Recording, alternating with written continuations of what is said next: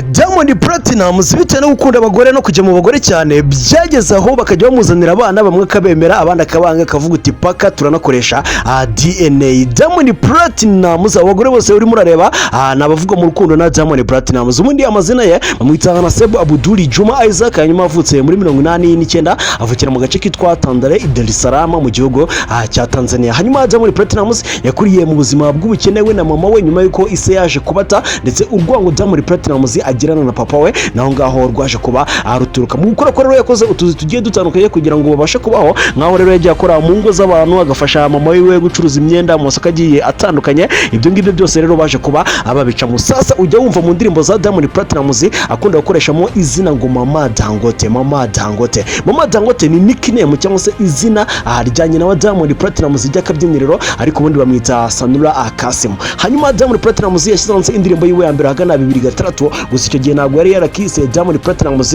ahubwo yitaga izina Miraji. Icyo gihe rero indirimbo ye yashyize bwa mbere yayise Toka Mwanzo. Hanyuma Diamond Platnumz wenda mu bana yemera yabyaranye n'abagore bagera kuri batatu. Nakubwira nk'umwana witwa Princess Tifa Dangote yabyaranye na Zari Hassan, harimo witwa Prince Nirani Dangote, hakaza witwa Dylan Abdul Naseb yabyaranye na Hamis Mombeto, hakaza witwa Naseb Junior yabyaranye na Tanasha Donna 2019. Hanyuma mu bakobwa yakundanye nabo bagera ku 10 wenda, ariko reka mubwira mu wenda nka batanu harimo witwa Wema Sepetu wabaye na Miss wa Tanzania, harimo witwa Zari Hassan, Hamisi Mombeto, Tanasha Donna, hakaza witwa Jokate Mwengero, ndetse n'abandi benshi bagiye batandukanye bagiye bakundana na Diamond Platnumz. Hanyuma Diamond Platnumz muduhigo wenda yihariyeho nuko ari umwe mu bahanzi bo muri Afrika bafite indege private jet. Hanyuma Diamond Platnumz azwiho kugira mu modoka meza cyane, harimo nka Ferrari, harimo Rolls Royce, harimo nk'iyitwa Range Rover ndetse n'izindi zigiye zitandukanye. Hanyuma afite Wasafi Media irimo Wasafi TV, akagira Wasafi FM radio na televiziyo byiwe.